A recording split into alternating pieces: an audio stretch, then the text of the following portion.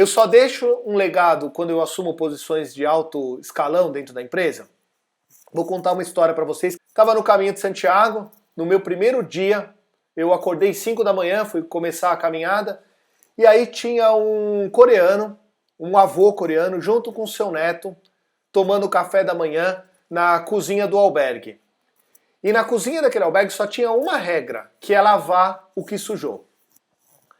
Aí esse coreano terminou o café dele, eu fiquei reparando, ele foi para a pia, lavou o que ele tinha sujado, falou alguma coisa com o neto dele, que era uma criança de 8 anos, e lavou também o que ele não tinha sujado. Lavou a louça que alguém tinha deixado lá no dia anterior ou antes dele. Beleza, fiquei com aquilo na cabeça, fiz a caminhada ao longo do dia, cheguei no meu trajeto, no final do dia, fui jantar, as mesas tinham 4 lugares no restaurante do albergue. E eu acabei sentando junto com esse avô coreano e o neto dele. E eu comecei a conversar com ele, acabou o assunto. Eu não tinha mais o que perguntar para ele. Eu já tinha perguntado tudo que eu tinha de curiosidade sobre a Coreia.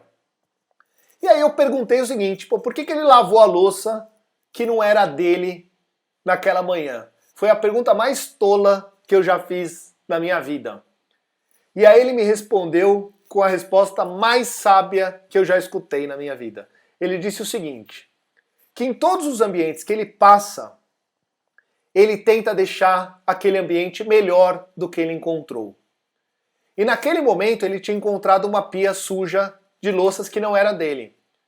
E aí ele foi lá e lavou essa pia para poder deixar o ambiente melhor do que ele encontrou. Mas ele estava quebrando uma regra, que era a regra da cozinha, você lavar o que você, sujasse.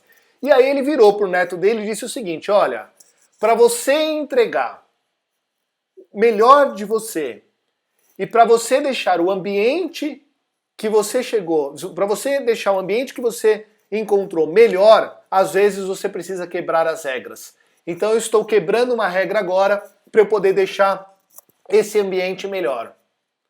Só aí eu já me arrepiei com a resposta dele. Mas não para por aí.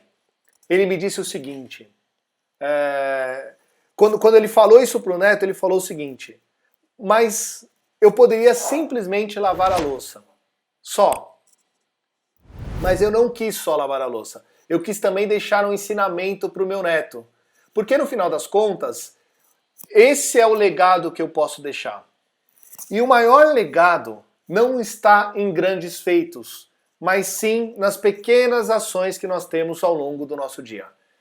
Então o simples fato dele lavar a louça era um grande ato de ensinamento para o neto dele de apenas 8 anos.